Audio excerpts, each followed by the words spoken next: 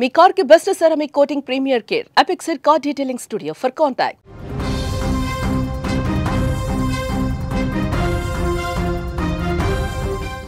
ఓవైపు చలి మరోవైపు వర్షాలు తెలుగు రాష్ట్రాల ప్రజలను ఇప్పుడు తీవ్ర ఇబ్బందులకు గురి చేస్తున్నాయి. దీనికి తోడు మరో తుఫాను హెచ్చరికలు ప్రజలను ఇప్పుడు భయాందోళనకు గురి చేస్తున్నాయి. ఆగ్నేయ బంగాళాఖాతంలో ఈ నెల 26న తుఫాను ఏర్పడేటువంటి అవకాశం ఉందని వాతావరణ శాఖ సంచలన విషయం తెలిపింది. మలక్కా జలసంధి సమీపంలోని దక్షిణ అండమాన్ సముద్ర తీరంలో నెలకొన్నటువంటి అల్పపీడనం నిన్న అంటే ఆదివారం తీవ్రంగా బలపడిందని, అది పశ్చిమ వాయువ్య దిశగా కదులుతూ ఇవాళ ఆగ్నేయ బంగాళాఖాతం పక్కనే ఉన్నటువంటి దక్షిణ అండమాన్ తీరంలో వాయుగుండంగా బలపడుతుందని కూడా సూచించింది. ఇదే దిశలో పయనిస్తూ 48 గంటలలో ఆగ్నేయ బంగాళాఖాతంలో తుఫానుగా మారేటువంటి అవకాశం ఉందని కూడా తెలిపింది. అంతేకాకుండా 25వ తేదీ కన్యాకుమారి, శ్రీలంక, నైరుతి బంగాళాఖాతంలో మరో అల్పపీడనం ఏర్పడేటువంటి అవకాశం ఉందని కూడా వివరించింది.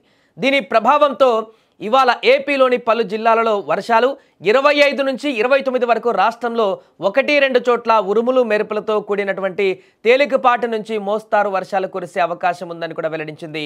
ఇక సోమవారం దక్షిణ అండమాన్ తీరంలో గంటకు 45 నుంచి 55 కిలోమీటర్ల వేగంతో గాలులు వీస్తాయని కూడా, మధ్యలో 65 కిలోమీటర్ల వేగానికి చేరుతాయని, 25, 26 తేదీలలో ఆగ్నేయ బంగాళాఖాతం అండమాన్ తీరాలలో గంటకు 60 నుంచి 80 కిలోమీటర్ల వేగంతో గాలులు వీస్తాయని కూడా, ఆ ప్రాంతాలకు జాలర్లు వేటకు వెళ్ళవద్దని కూడా ఇప్పటికే హెచ్చరించింది. ఏదేమైనా కూడా మరొకసారి వర్షాలనేటివి రాష్ట్ర వ్యాప్తంగా కూడా అనేక ప్రాంతాలలో ఇబ్బందులకు గురి చేసేటువంటి అవకాశం ఉంది. మరొక వైపు విపరీతమైనటువంటి చలి ఆల్రెడీ మొదలైపోయింది. చాలా ప్రాంతాలలో ఉష్ణోగ్రతలు చాలా కనిష్టానికి పడిపోతున్నటువంటి సందర్భాన్ని చూస్తున్నాం. చాలా జిల్లాలలో 10 కంటే తక్కువ డిగ్రీలు అక్కడ సెల్సియస్ నమోదవుతుంది ఉష్ణోగ్రత. మన్యం ప్రాంతాలలో అయితే 5-6 డిగ్రీల రికార్డు స్థాయి అక్కడ ఉష్ణోగ్రతలు కూడా నమోదైనటువంటి సందర్భంలో ప్రజలు చాలా అప్రమత్తంగా ఉండవలసిన అవసరం ఏర్పడింది. ఇప్పటికే ఈ చలి తీవ్రత కారణంగా చాలా ప్రాంతాలలో, చాలా ఏరియాలలో జలుబు, దగ్గు ఇలాంటి ఇబ్బందులు ఎదుర్కొంటున్నారు ప్రజలందరూ కూడా. చలి జ్వరం కూడా ఏర్పడేటువంటి అవకాశం ఉన్నట్టుగా కూడా చెప్తున్నారు. కాబట్టి ప్రజలందరూ కూడా జాగ్రత్తగా హాట్ వాటర్ని ఎక్కువగా తాగడానికి ప్రిఫర్ చేయాలంటూ కూడా చెప్తున్నారు. ముఖ్యంగా మహిళలు, చిన్నపిల్లలు, వృద్ధులు ఈ యొక్క నిబంధనలు లేకుంటే ఈ యొక్క నియమాలు పాటించవలసిన అవసరం ఉంది. ఎందుకంటే ఏ చిన్న నిర్లక్ష్యం చేసినా కూడా ఇలాంటి వాతావరణ పరిస్థితులలో త్వరగా అనారోగ్యానికి గురయ్యేటువంటి అవకాశం ఉంటుంది. కాబట్టి కొంత జాగ్రత్త వహించాలని చెప్తున్నారు. ఇప్పుడు దీనికి తోడు 2 తెలుగు రాష్ట్రాలలో ఈ యొక్క చలి తీవ్రతతో చాలా ప్రాంతాలలో మారినటువంటి వాతావరణ పరిస్థితుల నేపథ్యంలో ఈ యొక్క జలుబు, దగ్గుతో ఇబ్బంది పడుతున్నటువంటి సందర్భానికి ఈ వర్షాలు కూడా తోడైతే మరింత ఎక్కువగా ఇబ్బంది పడేటువంటి అవకాశం ఉంటుంది. అనారోగ్య సమస్యలు వచ్చేటువంటి అవకాశం ఉంటుంది. బయటికి వెళ్తే ఆ వర్షంలో కనుక తడిసినట్లయితే మరలా అనేక అనారోగ్య సమస్యలు వచ్చేటువంటి అవకాశం ఉంటుంది. కాబట్టి ఈ యొక్క వర్షాలు పడేటువంటి సందర్భంలో జాగ్రత్తగా ఉండవలసిన అవసరం ఉంది.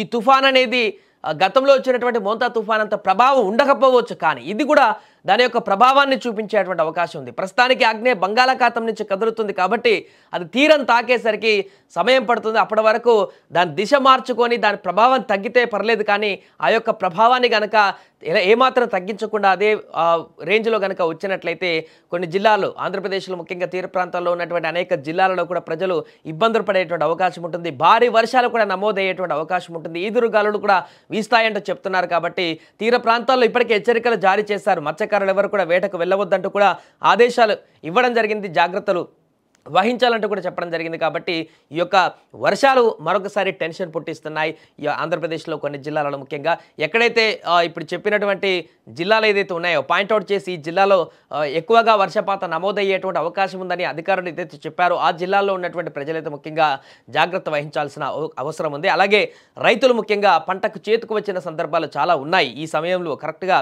పంట మిడ్లో ఉంటుంది, అదేవిధంగా చేతికొచ్చేటువంటి సమయం కూడా ఉంటుంది. కాబట్టి మార్కెట్లకు తీసుకువెళ్ళినటువంటి పంట కానీ, లేకుంటే పొలాల వద్ద ఉన్నటువంటి ఏపుగా వచ్చినటువంటి పంట కానీ దాన్ని జాగ్రత్తగా చూసుకోవాల్సిన పరిస్థితి అయితే ఉంటుంది. పూర్తిగా ముందు జాగ్రత్తగా రైతులందరూ కూడా వీటికి సంబంధించిన అరేంజ్మెంట్లు ఇప్పుడే చేసుకుంటే ఉత్తమం అంటూ కూడా చెప్తున్నారు. సో గతంలో జరిగినటువంటి నష్టాన్ని మరలా జరగకుండా చూసుకునేందుకైతే ఇప్పటికే రైతులందరూ కూడా అప్రమత్తం కావాల్సిన అవసరం ఉంది. ఏదేమైనా కూడా మరొకసారి వర్షం ముప్పు అయితే కొనసాగబోతుంది. ఆంధ్రప్రదేశ్లో ముఖ్యంగా చాలా రోజుల నుంచి ఈ యొక్క వర్ష ప్రభావం అనేది రాష్ట్రాన్ని వదలట్లేదు. ఒకటాన్ తర్వాత ఒకటి అల్పపీడనాలంటూ తుఫాన్లంటూ వెంటబెట్టుకొని వస్తున్నాయి. ఆంధ్రప్రదేశ్లో మొత్తం పూర్తిగా వర్షాకాలం అయిపోయింది, చలికాలం ఎంటర్ అయిపోయింది. అయినా కూడా ఈ యొక్క వర్షాభావ పరిస్థితులు అయితే తగ్గడం లేదు.